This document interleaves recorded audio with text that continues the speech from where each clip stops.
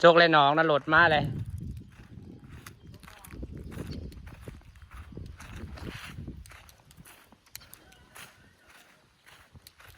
สบายดีจะไปดาวสวัสดีทุกคนนะคะ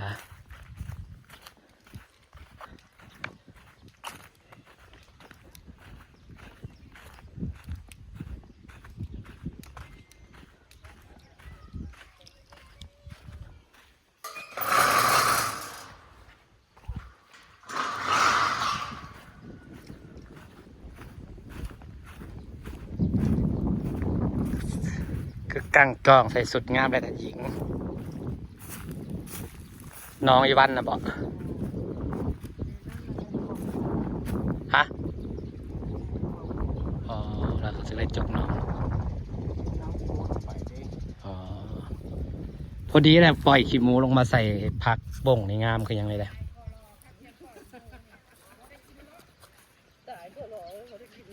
โยมผักบ่งครับปล่อยขี้หมูลงงามคือยังนี่บอดตายแห่งกะงามน้องสาวข่อยได้ขายเดือนละ2-3 หมื่นบาทก็จะปล่อยขี้หมูลงกันแหละพาไปอามาลาผมไปเก็บมาแน่ยอดมันซี่ขึ้นเนาะเฮ้ยความมันงามเนาะยอดสะปมมือเบิดอามาลาซื้อมาปลูกนะเขาไล่ขี้หมูคอกหมูเขาลงในคอกหมูเขาหมูเป็นแม่พันธุ์50 โตมันหมักขี้หมูได้พักบงนะพักบงแก้วนะพอเวลามันลงน้องขี้หมูเป็นน้ำยอดมันซี่ขึ้นยอดบริลอยในน้ำมาแต่ปักซองไปซื้อข้าวผมมีข้าวกินคนไม่ได้เห็ดหน้าก็ซื้อข้าวกินไปซื้อข้าวเจ้าข้าวเจ้าเขาจะขายเลย ซื้อมาเดี๋ยวก็ซื้อมา10 กระสอบ เอาไปสมุนจ้าเพื่อจะกินข้าวเจ้าเนาะกินข้าวเจ้าเขาไปซื้อมาแล้วตัว2,000 กว่าบาทมาโลเท่าไรซื้อข้าวเจ้าไอ้มะลิข้าวหอมมะลิที่มันเป็นถุงมันเดไปเอาเด้อบอกสวนแล้วไอ้เลิ่นถือมาให้เจ้ามาขึ้นกำนึงแล้วเข้าตู้เย็นข่อยบ่เห็นเจ้าเมื่อคอยไปซอกบางเรื่องกูไปอยู่เฮือนมันมีแต่มันอยู่ในกระตารถเราอยู่ในเฮือนพุ่นบกล้าตู้เย็นข่อยนี้แล้วถือมาขึ้นกับป้อนกันขนาดเฮ้ยกูว่าสินตำก็กินดูอะไรยังก็กินดูกูว่าสิส่วนมึงเห็ดอันนี้กินเป็นอันนี้ปะหมูมะนาวอยากเห็ดหมูมะนาวกินกับคะน้ากรอบๆลวกหมูแล้วก็ตำจิ้มซีฟู้ดแล้วกันปอกคะน้างามๆเลยคะน้ากรอบๆฮะซื้อว่าคะน้ามาแล้วซื้อคะน้ากับซื้อหมูมาโลนึงถือขี้โมเลยเห็นบ่กระหล่ำดอกงามใบนะหมดเนี่ยกระลาแล้วก็เข้มเนาะไอ้พวกเป็นเลี้ยงกระลำบ่เพราะคนสร้างบัดแนวเลยมันออกดอกแล้วมันจะเป็นนั่นน่ะไหมเป็นแมงเป็นเนาๆนะไหมหมักสร้างตัวนั้นแหละลายมันออกดอกเลยไหมออกดอกเลยแมงเจาะแมงเอ็นพิยาลงนะไหม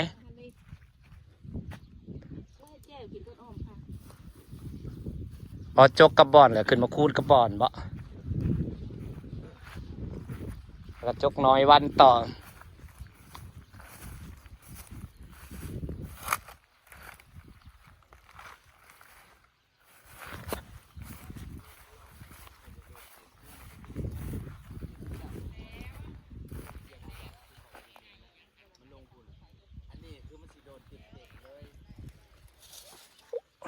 ขี้ดินเป็นตังงาม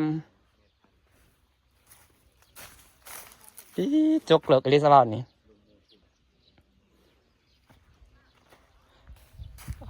ร้องไพ่ตัวนี้นะ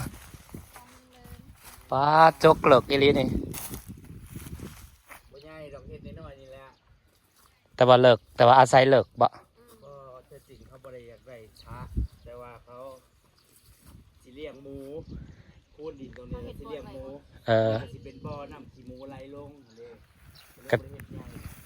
ก็โอเคได้ซ้ำนี่นะครับพอดีเก็บน้ำได้หลายพร้อม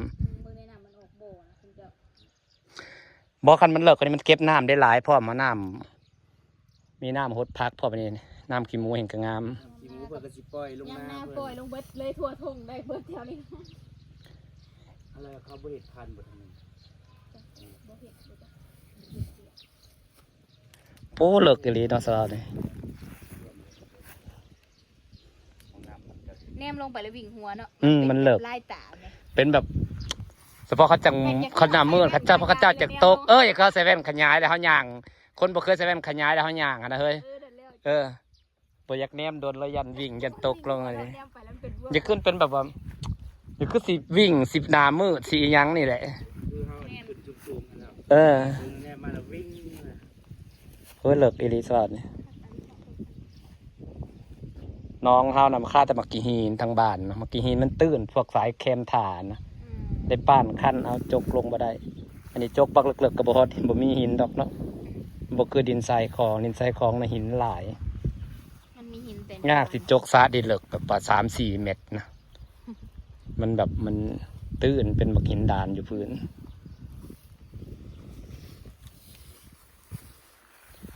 แล้วก็ต่อน้องเธอเหรอสรุปน้องเธอจะทำยังไง ตะล่างซัดทิ้งใจตะล่างสีเห็ดตุ๊กลุกลง เดี๋ยวจะจุลงในขอบมันนะเตะแบบป้านขั้นใหญ่รถนางงาม อันก็ที่อยากหาแล้วเห็ดทำใหญ่ ฮะขูดแล้วก็ป้านขั้นใหญ่อ้อมนี่จะได้กระงาม ออกมางามเลยเพราะเขาย่างได้เลยครับปลูกคลองตามขอบมันเด้แต่ความคิดตัวเสร็จแล้วตัวจะเป็นจะล็อกลงไป โบเฮาน่ะก็คืออันอยากแปลงคันให้มันใหญ่เนาะแล้วก็อยากเฮ็ดอันในขางคันมันสิเป็นคลองมันบ่แต่ยามเปลงน้ำน่ะปลามันสิลงมานี้บัด อ๋อ นั้นแต่อีแม่น่ะอยากเฮ็ดตุกลุกหันว่าตุกลุกหักบ่ใหญ่ดอกบ่ได้ทั่วให้หน้าดอก แปลว่าเฮ็ดตุกลุกไว้ในนี่ฮะ อ๋อก ระจกขึ้นแต่ก็บ่ได้เฮ็ดเลิก ปลามันก็ยังโฮมอยู่หั่นจักเสียวจังไดตอนนี้ โอ้ย แต่ความ แน่นะ ความคิดเธอ อยา เรา กได้ จะอย่าเอาตามขอบมันของเธอนะเห็ดเป็นคือไฮหน้าไฮเห็ดคือว่าป้านขั้นเป็นขั้นใหญ่แล้วขูดลงอีกจักหน่อย ขูดลงจักเลิกจักควักจักบากบ่วงหนึ่งมันนี่นะงามเต็มอ่ะ อันนี้มันแบนเพราะว่าให้รถดูดก็จะเอามาเฮ็ดให้มันก็ได้ซ้ำนี่เนาะ แต่ก็เฮาขูดเป็นซ่าเลยป้านขั้นจะได้ก็งามได้วิว ลองคิดจินตนาการกับจักรล็อกกับขอบมันนะตอนใดสิมันสิงามตัวเสมอได้งามกว่านะหรือว่าเสียดายไฮหน้าบ่ บ่เอาซะได้แล้วก็จะกำลังคิด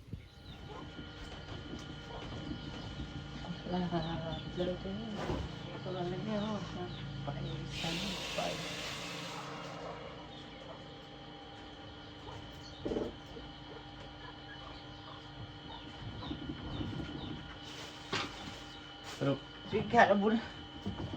นางไอ้คือบุคืนเด้งละครก็เป็นพระเอกเองอ๋อ เป็นกระเทยนั่นเองเป็นกระเทยโอ้ยน้องชะนีอย่ามาเปรียบเทียบจ้า เสียงเน้นคืออีมือนั่นนะบ่คนใหม่บ่คือมือน่ะก็งามอีหลีทั้งงามทั้ง อันนี้ไม่สวยเราตัวใหญ่แต่ว่าเสียงโอ้ย มือที่เขามือหนักจากที่เขาไปงานข้าเจ้าก็เป็นเสียงหวานเลยเสียงแบบเสียงข้าเจ้าน่ะหวานเลยคือแบบนี่ยันผู้หญิงผมเนาะเบิ่งน่ะบ่ได้ออกมาเป็นกระเทยแบบข้าเจ้าดีได้อยู่ดีรอเสียข้าเจ้าว่าดัดได้อยู่ดีรอก ระเทยทั้งล่างเขาก็งามหลายเลยนะ หลาย หลาย หากพวกเสียงดีก็หลายเลยว่าลำขณะนี้ขณะหนึ่งนะขณะนี้เขาว่าหนึ่งอันนี้ให้กระเทยเบิดวงลำนั่นเสียงมันหายน้ำไรน้ำคอยน้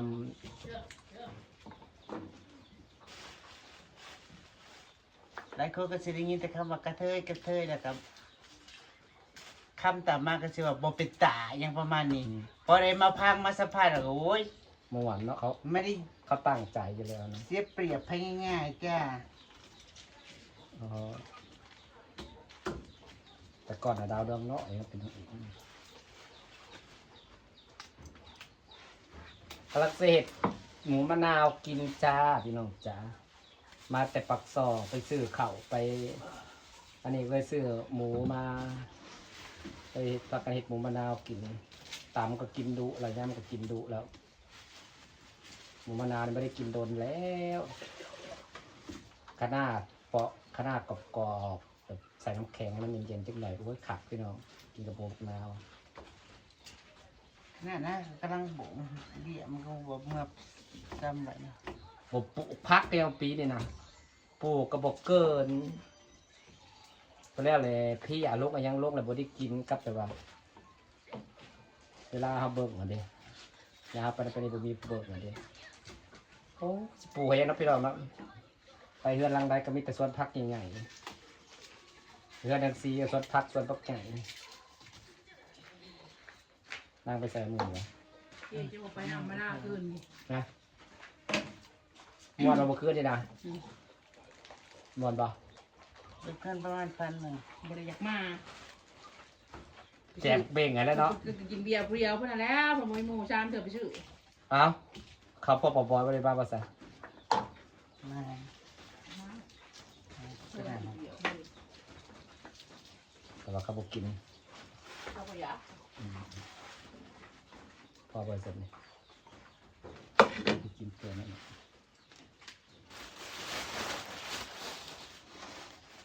บริเวณก็ไปจอดคนเดียวแล้วจ้ะ เจ้าพอเห็นมันคือ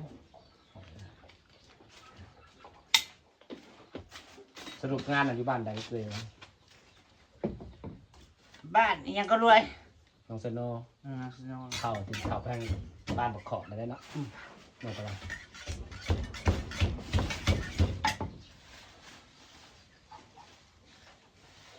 บ้านหาด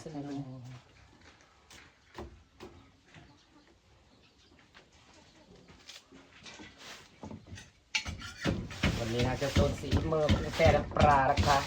ตรวจเรือแล้วจะไปพันกินแมลงนอนสิพันพูดเดียวแมลงหมูไทยก็แก๊กพี่ดอกจ๋าอันนี้ให้นางอัมบาราทำอันนี้สู้กินก่อนโอ้ยเถ่ากันเป็นเมื่อวะ คือนั่งขับรถไปน้ำเนาะ อันนั้นไม่ไปนางเมื่อ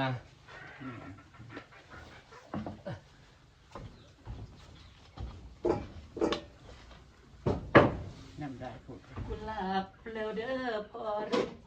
บ้านนี้ก็จะมีโครงการเยอะๆโซซีเมืองเดี๋ยวถามไปกินในคลิปหน้านะครับพี่น้องครับฝากบรรยากาศไว้สักเดือนจ้าไปสอบสวนโครงการมาแล้วค่ะ โครงการหลายขนาดบ้านนี้คอกหมูออกเพื่อนเนาะถ้าเขาอยู่เสมอกับสิ้นเนาะ มีอ้ายเพื่อจะอันให้เลี้ยงหมูอันคุณมีนางหมูพันลูกมันขายลูกมันเลย เรียกหมูพันบ่ มันก็ เพื่อที่ลงทุนใช่ป่ะเอารุ่นแล้ว จะบ่ เลี้ยงไม่บาทจ้ะดีเลยมีคนลงทุนหายเห็ดโลดอีนี่ได้เงินสิตายขายหมูนะ มันรวยบางเงินคือว่าดอกบางแรงนี่ก็ได้จะทุนเขาสลอยกันบางเทื่อก็บ่ได้ มัน ทุน หักจะว่าลูกหมู ก็บ่ได้ กว่าหมูน้อยตัวละพันมา มัน ได้ เป็ นะ นช่วง ตัวละ1,200ตั้งแต่เก่า ปลอดออกมาแล้วตัวละ2,000 บาท แต่ก่อนน่ะปลอดออกมาแล้วตัวละ2,000 บาทโลดหากเพิ่นมาได้เพิ่นตกรอบละ10กว่าตัวหักได้เดือนตัวละ1,200ว่าใส่พวกก็รูปเลียหรออ๋อตัวละ เพราะว่าของอาหารมัน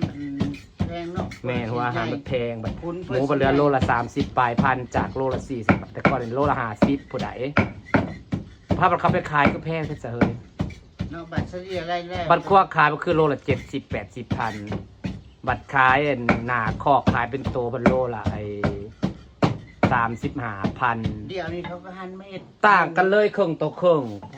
เขาเจ้าหันมาเลี้ยงหมูพี่น้องอยู่ลาวนะคะเพราะอีหยังเพราะว่าบริมีเฮ็ดเด้แล้วพาดนะมากแล้วกัน บัดนี้คนลาวนะพี่น้องนิสัยคนลาวหรือประเพณีคนลาวเลยเห็นหมูเห็ดหยังแล้วอยากเห็ดตามเห็นหมูเลี้ยงหมูก็เลี้ยงตามพี่แบบว่าเขาซิมหมักถ้าใครมาลงทุนอยู่แล้วเดี๋ยวเขาลงทุนถูกทางมันแป๊บเดียวรวยไวกว่าคนลาวเดี๋ยวเวลาเขาจะคือกันเบิดคือเสื้อผ้านี่สังเกตเห็นเวลาเขาไปงานนะพี่น้องสังเกตเห็นบอกเวลาเห็นผู้ชายวัยรุ่นแต่งตัวนี่คันแต่งตัวเดี๋ยวนี้แบบทรงเอคือสิใส่คือกันเบิดงานกับเห็นใส่กางเกงคือกันส่งคือกันเสื้อคือกันเบิดแบบคนลาวเขาจะเป็น